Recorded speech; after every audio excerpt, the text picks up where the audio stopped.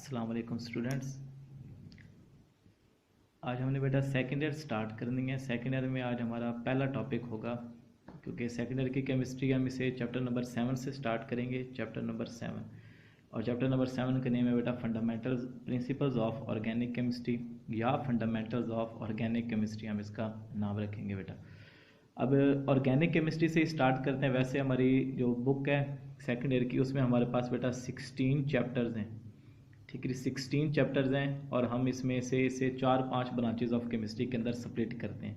लेकिन हम इसे स्टार्ट 7 चैप्टर से करेंगे, क्योंकि ऑर्गेनिक स्टार्ट हो रही है वहाँ से और ऑर्गेनिक बहुत इंपॉर्टेंट है पेपर पॉइंट ऑफ व्यू से, इसलिए हमने चैप्टर नंबर 7 से स्टार्ट करना है।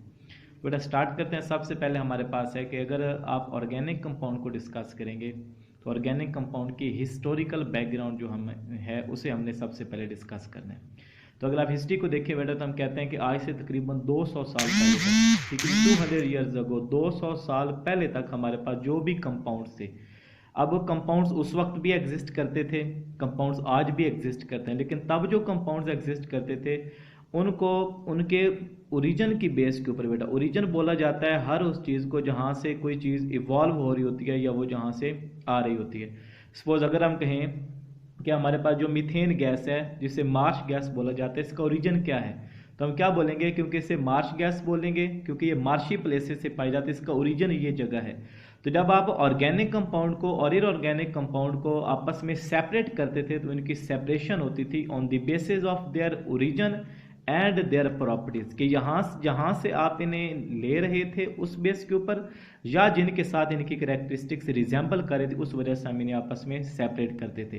तो हम ये कह सकते हैं बेटा कि आज से 200 साल पहले तक ऑर्गेनिक कंपाउंड और इनऑर्गेनिक कंपाउंड को हम सेपरेट करते थे on the basis of their origin and properties, कि जहाँ से इन्हें बनाया जा रहा है और जो इनकी कैरेक्टरिस्टिक्स हैं उस वजह से हम इन्हें ऑर्गेनिक और इनऑर्गेनिक कंपाउंड के अंदर सेपरेट करते थे। अब कंपाउंड सारे एग्जिस्ट करते थे, ऑर्गेनिक भी थे इनऑर्गेनिक भी थे, लेकिन एक ऑर्गेनिक कंपाउंड को इनऑर्गेनिक कंपाउंड से सेपरेट किया जाता था on the basis of their origin and their properties, उनके ओरिजिन को देखकर और उनके प्रॉपर्टीज को देखकर हम ऑर्गेनिक कंपाउंड और इनऑर्गेनिक कंपाउंड को सेपरेट करते थे। इसके बाद हमारे पास आ जाती है बेटा ऑर्गेनिक कंपाउंड की उसकी डेफिनेशन क्या है। ठीक है, हमने कहा ओरिजिन की बेस के ऊपर, तो इसी बेस की वजह से हमारे पास दो डेफिनेशंस आ जाएंगी। अगर हम ऑर्गेनिक कंपाउंड को देखेंगे तो हम कहेंगे बेटा कि organic compounds are the compounds obtained from living things, ऐसे कंपाउंड्स को जिन्हें आप ऑब्टेन्ड कर रहे हैं लिविंग थिंग्स से। अब आप जब भी लिविंग थिंग्स लिखते हैं ना बेटा, इसमें आप प्लांट्स को भी लिखते हैं, क्योंकि प्लांट्स भी हमारे पास लिविंग थिंग्स के अंदर आ रहे हैं, तो आप लिखेंगे कि प्लांट्स हैं, और साथ लिखा जा सकता है बेटा कि एनिमल्स भी, एनिमल और प्लांट्स ये दोनों हमारे पास लिविंग ऑर्गेनिजम्स हैं या लिविंग थिंग्स हैं। तो इनसे जो कंपाउंड ऑब्टेन किए जा रहे थे उन्हें आप नाम देते हैं बेटा ऑर्गेनिक कंपाउंड। अगर मैं एग्जांपल के तौर पर लिखूं तो मैं लिखूंगा बेटा कि बटर, बटर कहते हैं बेटा जो हमारे पास मक्खन एग्जिस्ट करता है बेटा। अब मक्खन कहाँ से आता है, दूध बनता है और दूध से आप मक्खन बना लेते हैं बेटा। अब मिल्क कहाँ से आ रहा होता है, एनिमल से आ रहा होता है। तो इसका मतलब जो बटर हमारे पास एक ऑर्गेनिक कंपाउंड है तो इसका सोर्स कौन होगा बेटा, एनिमल होगा। अब लिखते हैं बेटा चीज़, ठीक है, चीज़ हमारे पास होता है, पनीर को बोला जाता है बेटा। तो आप ऑर्गेनिक कंपाउंड है, आप इसे भी गेन करते हैं बेटा मिल्क वगैरह से, और ये चीज़ एनिमल से आ रहा है तो आप इसे बोलेंगे कि ऑर्गेनिक कंपाउंड है। इसी तरह आप लिख देते हैं बेटा ग्लूकोज। अब ग्लूकोज आता है बेटा फोटोसिंथेसिस के प्रोसेस में आप ग्लूकोज बनाते हैं और ग्लूकोज प्लांट बनाते हैं, आप वहाँ से उसे गेन कर लेते हैं। इसका मतलब ये कहाँ से आ रहा है बेटा, प्लांट से। तो ऐसे ऑर्गेनिक कंपाउंड, ऐसे कंपाउंड्स के जो कि ऑब्टेन्ड होंगे लिविंग थिंग्स से, एनिमल से गेन करेंगे या प्लांट से गेन करेंगे, उन्हें आप नाम देते हैं बेटा ऑर्गेनिक कंपाउंड। यानी आप एग्जाम्पल के तौर पर लिख सकते हैं कि बटर है हमारे पास, मक्खन होगा, चीज़, पनीर है, ग्लूकोज एटसेट्रा, ये सारे हमारे पास बेटा ऑर्गेनिक कंपाउंड होंगे। तो ऐसे कंपाउंड्स को जिन्हें लिविंग थिंग से, प्लांट से या एनिमल से गेन किया जाता है उन्हें आप नाम देते हैं बेटा ऑर्गेनिक कंपाउंड। इसके बाद हमारे पास सेकेंड कंपाउंड्स होंगे इनऑर्गेनिक कंपाउंड। ऐसे हमारे पास कंपाउंड्स के जो कि ऑब्टेन्ड होंगे फ्रॉम नॉन लिविंग थिंग्स। कहाँ से बेटा, नॉन लिविंग थिंग्स, जो लिविंग नहीं एग्जिस्ट करती हैं हमारे पास। इनमें जब आप नॉन लिविंग थिंग्स का नाम देते हैं, इन्हें बोला जाता है बेटा कि नॉन लिविंग थिंग जो हमारे पास मिनरल सोर्सेज होती हैं। ठीक है, अब मिनरल्स में आ जाते हैं बेटा अब मिनरल्स जो ज़मीन से जिन चीज़ों को आप एक्सट्रैक्ट कर रहे हैं उन्हें नाम दिए जाते हैं बेटा मिनरल्स। तो मिनरल्स आप बोलेंगे कि एक ऐसा सब्सटेंस कोई होगा that are extracted from soil, या आप इसे मिट्टी से ज़मीन से गेन कर रहे हैं, अब इसे बोलेंगे बेटा कि ये हमारे पास मिनरल्स हैं। ठीक है जी। अब इसमें देखें NaCl की एग्जांपल अगर आप देखें बेटा NaCl, ठीक है जी, आपको पता है NaCl खेवड़ा पाकिस्तान में भी पाया जाता है, जो खाने का नमक हमारे पास है, जो कॉमन साल्ट है। तो वहाँ से कैसे निकालते हैं बेटा, ज़मीन से, पहाड़ से निकाला जाता है। इसी तरह अगर आप कैल्शियम कार्बोनेट्स को देखें बेटा CaCO3, जो कैल्शियम कार्बोनेट एग्जिस्ट करता है, ये भी पत्थरों से आप गेन करते हैं, ज़मीन से निकाला जाता है। सल्फ्यूरिक एसिड को देखें बेटा तो आप इसे सल्फ़र से आप इसे ओबटेंड करते हैं, या इसे आप लैब के अंदर बनाते हैं H2SO4 एटसेट्रा। तो ये भी हमारे पास बेटा और इनऑर्गेनिक कंपाउंड होंगे। तो अब आपने इन्हें सेपरेट कर लिया बेटा कि ऐसे कंपाउंड्स जिन्हें आप ओबटेंड कर रहे हैं लिविंग थिंग्स से, वो कंपाउंड्स होंगे ऑर्गेनिक कंपाउंड, और ऐसे कंपाउंड्स के जिन्हें आप ओबटेंड कर रहे हैं नॉन लिविंग थिंग्स से, मिनरल्स वगैरह से गेन करेंगे, ज़मीन से आप इन्हें एक्सट्रैक्ट करेंगे या आप इन्हें लैब के अंदर बनाएंगे, उन कंपाउंड्स को आप नाम देंगे बेटा इनऑर्गेनिक कंपाउंड्स का। तो बेटा सेपरेशन हो गई इनकी कि जब आप ऑर्गेनिक कंपाउंड को सेपरेट करते हो तो उनके ओरिजिन के बेस के ऊपर, प्रॉपर्टीज की बेस के ऊपर, जिन सब्सटेंसेस का या जिन कंपाउंड्स का ओरिजिन लिविंग थिंग्स होंगी वो ऑर्गेनिक होंगे, और जिन ऑर्गेनिक कंपाउंड या जिन कंपाउंड्स के लिए जो इनकी ओरिजिन होगा वो नॉन लिविंग थिंग्स होंगी, उन्हें आप नाम देंगे बेटा इनऑर्गेनिक कंपाउंड्स। तो ये हमने इनको सेपरेट किया था on the basis of their origin. उसके बाद एक साइंटिस्ट आया बेटा, साइंटिस्ट का नेम था J. बर्जीलियस। ठीक है, फर्स्ट ईयर का भी अगर आप पहला चैप्टर डिस्कस करें, बर्जीलियस का नाम वहाँ पर भी हम डिस्कस करते हैं, किसने सैम्बल को, एलिमेंट्स को सैम्बल दिए थे और उनके एटॉमिक मैसेज को कैलकुलेट किया था। तो बर्जीलियस ने ना 1815 के अंदर बेटा एक थ्योरी प्रपोज की थी, और उस थ्योरी का नेम हमारे पास है बेटा वाइटल फोर्स थ्योरी। ठीक है, बहुत इंपॉर्टेंट है, पेपर पॉइंट ऑफ व्यू से भी शॉर्ट क्वेश्चन में आती है। हम कहते हैं बेटा कि वाइटल फोर्स थ्योरी जो बर्जीलियस ने प्रपोज की थी, ये स्टेट करती थी बेटा कि organic compound can be manufactured, कि ऑर्गेनिक कंपाउंड को सिर्फ बनाया जा सकता है ओनली बाय और विद इन लिविंग थिंग्स, कि ऐसे हमारे पास जो ऑर्गेनिक कंपाउंड होंगे उन्हें सिर्फ बनाया जा सकता है या वो बनेंगे लिविंग थिंग्स से, या लिविंग थिंग्स के अंदर ही वो एग्जिस्ट करेंगे, and can never be synthesised from inorganic material in lab, कि इन्हें हम लैब के अंदर नहीं बना सकते। सिंपल वे में अगर आप इसे समझे तो हम कहते हैं कि ऑर्गेनिक कंपाउंड हर वो कंपाउंड होगा बेटा जो नेचुरली अकर हो रहा है और जिसे हम लैब के अंदर नहीं बना सकते, उससे आप नाम देंगे वाइटल फोर्स। ये जो हमारे पास सब्सटेंस होंगे उन्हें ऑर्गेनिक कंपाउंड, और इस थ्योरी को नाम देंगे कि वाइटल फोर्स थ्योरी। अब वाइटल फोर्स कोई ऐसी फोर्स है, हम कहते हैं कि नेचर के अंदर ये फोर्स प्रेजेंट है कि नेचर ऑर्गेनिक कंपाउंड को बना सकती है, हम खुद ऑर्गेनिक कंपाउंड को अगर लैब के अंदर बनाना चाहें तो हम नहीं बना सकते।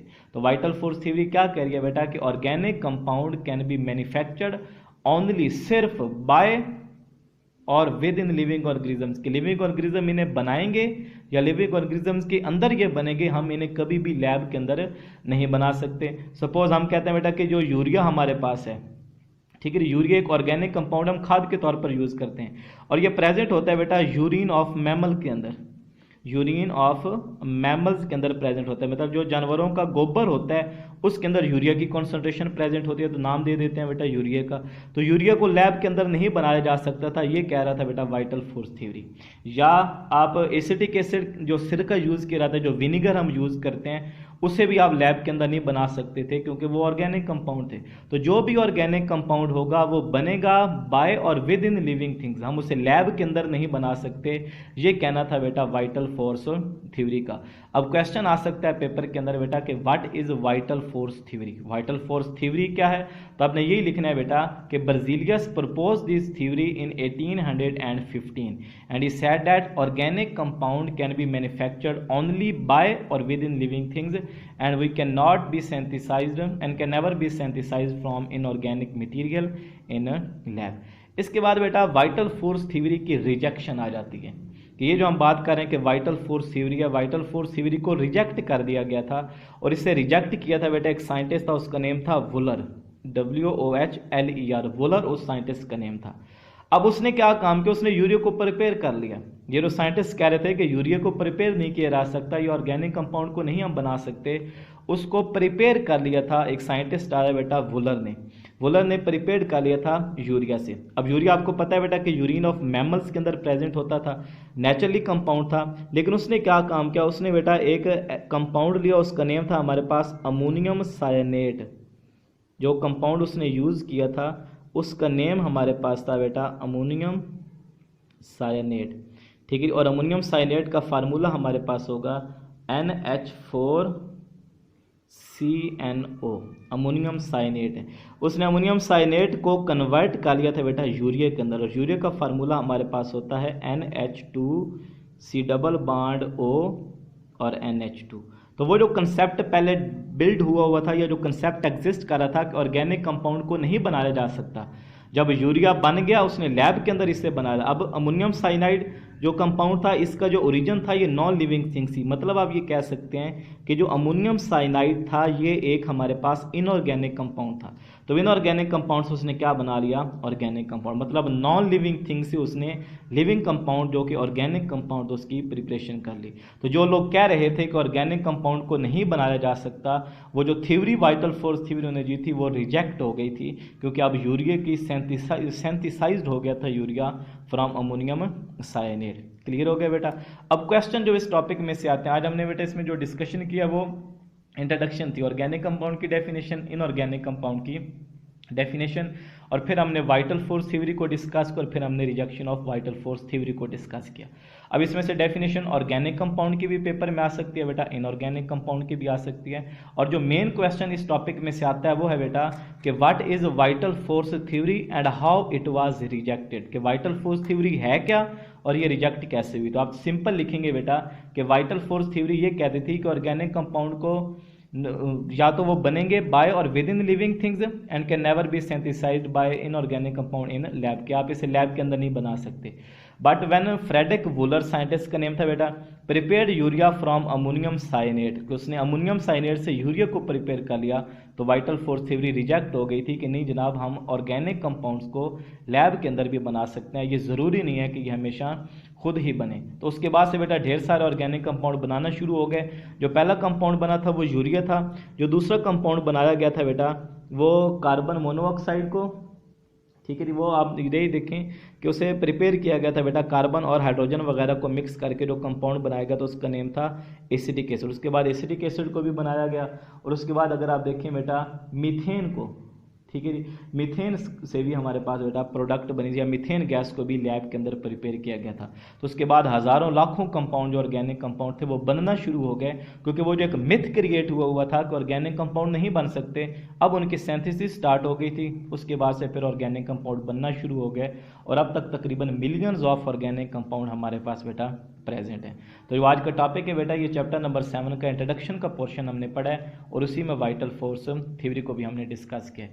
ये सारा आप लोगों ने बेटा रीड कर लेना है, अगर कोई बात ना समझ आए तो आप लोग फिर पूछ सकते हैं बेटा। अल्लाह हाफिज़ बेटा।